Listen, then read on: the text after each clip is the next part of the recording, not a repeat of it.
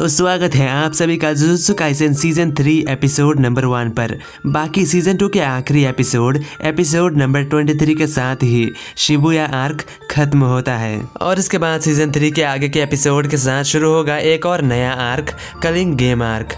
और मैंने इसके बारे में जितना पढ़ा और सुना है ये तो मुझे शिबुया आर्क से ज़्यादा इंटरेस्टिंग लगा।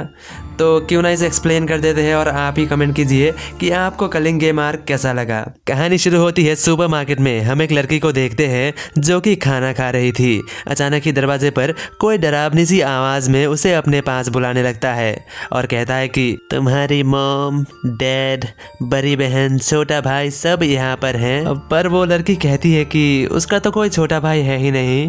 आखिर में ये लड़की उस औरत को पानी पिलाने उसके पास जाने लगती है। जैसे ही वो मार्केट से बाहर आती है तो एक बड़ा सा कर्स स्पिरिट उसे खाने को तैयार बैठा था, लेकिन अचानक से ही कोई छलांग मार के उस कर्स स्पिरिट के ऊपर आता है और उसके अंदर अपना तलवार घुसा देता है।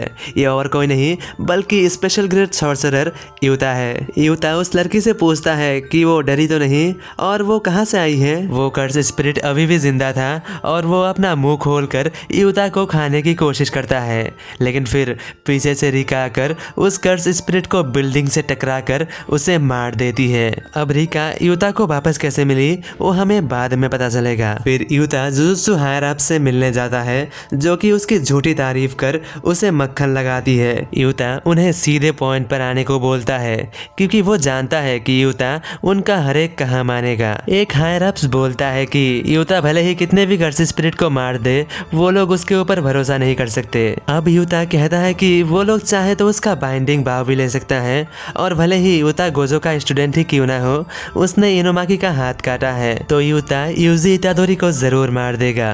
दोस्तों शायद से इनुमाकी का हाथ सुकुना के डोमेन में कटा होगा। खैर इसके बाद जुजुत्सु हायर अप्स द्वारा 5 बिना किसी सबूत और सर पैर के नोटिस जारी किए जाते हैं। पहला कि सुगोरो गोतो अब भी जिंदा है और उसे मौत की सज़ा सुनाई जाती है।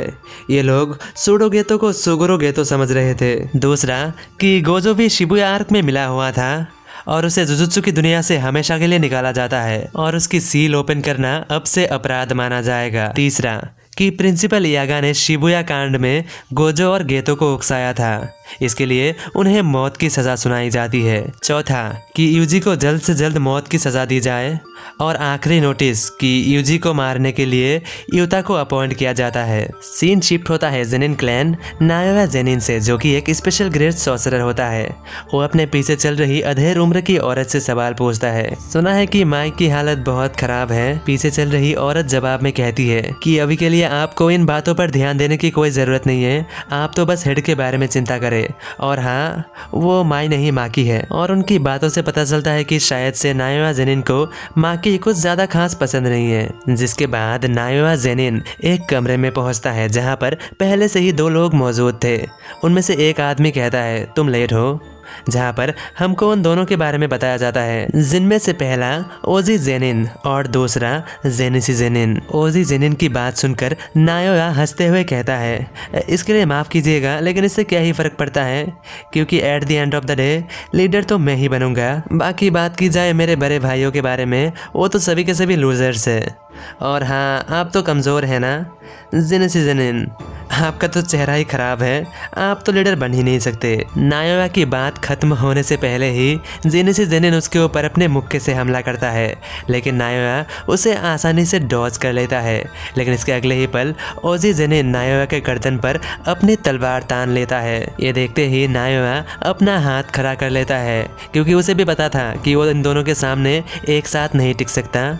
साथ ही वो कहता है अरे आप लोग ऐसे लड़ाई क्यों कर रहे हैं, शांत हो जाइए, अभी के लिए हमें मिलजुल कर रहना चाहिए क्योंकि पिताजी मौत के कगार पर है। उसी वक्त उस कमरे में जेनिन क्लैन का फैमिली लॉयर आता है और आकर उन्हें सुनाता है कि जेनिन क्लैन का हेड नाओबितो जेनिन गुजर चुके हैं। इसके साथ ही फैमिली लॉयर नाओबितो जेनिन द्वारा लिखी वसीयत को पढ़ के सुनाता है और वसीयत के मुताबिक अगला फैमिली हेड नायोया जेनिन को ही चुना जाता है और साथ ही फैमिली के सारे एसेट्स इंक्लूडिंग सारी कर्स, टूल्स हाउस और साथ ही जेनिन फैमिली में मौजूद कर्स वेयर हाउस भी उसे मिलेगा, लेकिन ओजी जेनिन और जेनिसी जेनिन से परमिशन मिलने के बाद।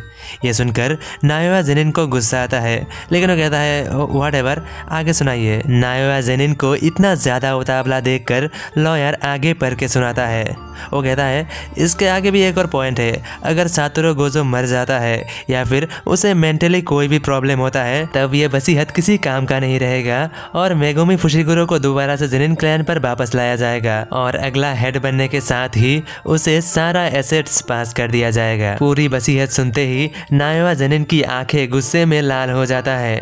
साथ ही वो कुछ देर बाद खुद को शांत करके बाकी दोनों जेनिन की ओर देखता है, जहां नायोआ जेनिन को लगता है कि ओजी और जेनिसी जेनिन दोनों तो कमजोर हैं और उसके रास्ते पर नहीं आ पाएगा। जिसके बाद नायोआ जेनिन उस अधेड़ उम्र की औरत से पूछता है कि आखिर अभी मेगुमी कहाँ पर है। यह सुनकर वो औरत जवाब में कहती है कि उसे अभी के लिए पता तो नहीं है, लेकिन उसे टोक्यो पर एक बार देखा गया था यूजी इतादोरी को ढूंढते हुए। यह सुनकर नायोआ जेनिन कहता है वही ना सुकुना का वेसल, तो ठीक है जाकर जुजुत्सु हायरअप्स को बता दो मैंने यानी कि नायोआ जेनिन ने सुकुना की वेसल को मार दिया है और अगर मेगुमी सुकुना के वेसल के साथ ही होगा तो मैं उन दोनों को मार दूंगा।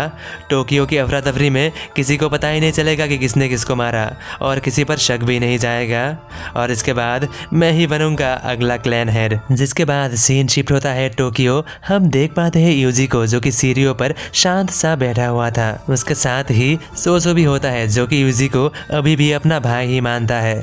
यूजी को वो सारी बातें याद आता है जब उसका बॉडी सुकुना के कंट्रोल में था, जहां पर यूजी को ये समझ नहीं आता कि आखिर सुकुना ने फुशिगुरो को क्यों बचाया। साथ ही वो ये डिसाइड करता है अब से वो लोगों के बीच में नहीं रहेगा। जिसके बाद यूजी सोजो से माफी मांगता है क्योंकि यूजी ने ही उसकी भाई को मारा था। यूजी की बात सुनकर सोजो कहता है कोई बात नहीं, ये बस एक मिसअंडरस्टैंडिंग थी। अगर मेरे अलावा यहाँ पर कोई और भी होता और मेरे कोई सा भी भाई होता तो वो भी यही कहता। ये सुनने के बाद यूजी उठकर जाते हुए कहता है तो क्यों ना चलो हम शहर में मौजूद इन कर्स स्पिरिट की सफाया करते हैं। सीन शिफ्ट होता है। यूजी एक ब्रिज के ऊपर खड़ा था। वो अपने दोनों हाथों से ताली बजाता है और तुरंत ही पानी के अंदर से दो बड़े बड़े मॉन्स्टर्स बाहर निकल आता है और यूजी उन्हें देखते ही तुरंत ही सबवे की ओर भागता है और उसके पीछे बहुत से मॉन्स्टर्स पड़ जाते हैं। यूजी अपनी पूरी दम लगाकर भागता है और उन्हें लेकर एक सबवे के अंदर पहुंच जाता है जहां पर सोसो पहले से ही मौजूद था। सोसो अपनी पियर्सिंग ब्लेड का इस्तेमाल करता है और कंप्रेस ब्लेड गोली की रफ्तार से जाकर उन सभी मॉन्स्टर्स को बस एक ही अटैक में खत्म कर देता है क्योंकि सबवे के वजह से वो एक एक करके आ रहा था। वहीं पर जब सोसो यूजी को देखता है तो वो हैरान हो जाता है क्योंकि इतना भागने और इतने सारे मॉन्स्टर से बचने के बावजूद भी वो जरा सा भी नहीं थका था। जहाँ पर सोसो यूजी की ओर आते हुए कहता है बहुत बढ़िया मेरे छोटे भाई। ये सुनकर यूजी थोड़ा नाराज होते हुए कहता है अरे यार मैंने तुमसे पहले भी कहा है मैं तुम्हारा कोई भाई नहीं हूँ, तुम फिर भी मुझे भाई बुला रहे हो। ये सुनकर सोसो कहता है लेकिन मैं इसके बाद भी तुम्हें भाई ही बुलाऊंगा। आफ्टर ऑल तुम्हें याद भी तो दिलाना है और तुम्हें याद तो है ना कि तुम्हारे डैड के सर के ऊपर टाके लगे हुए हैं, है ना। ये सुनकर यूजी को कुछ समझ नहीं आता और वो घूर घूर कर सोसो को देखने लग जाता है। वहीं पर हम देख पाते हैं नायोआ जेनिन को जो कि सबवे के रेलिंग के ऊपर खड़ा था और वो मेगुमी को ढूंढ रहा था। उसे देखकर यूजी खुद से ही मन सोचता है आखिर ये बंदा है कौन और ये फुशिगुरो को क्यों ढूंढ रहा है। वहीं पर जब नायोआ जेनिन को आसपास कहीं पर भी फुशिगुरो नहीं दिखता तो यूजी की ओर देखकर कहता है तुम दोनों अभी भी यहाँ पर खड़े खड़े क्या कर रहे हो, तुम्हें भागना नहीं है क्या। तो अब कहानी में आगे क्या होगा जानने के लिए देखते रहिए आगे आने वाले एपिसोड्स। मैं मिलता हूँ अगले किसी वीडियो के साथ, तब तक के लिए बाय बाय।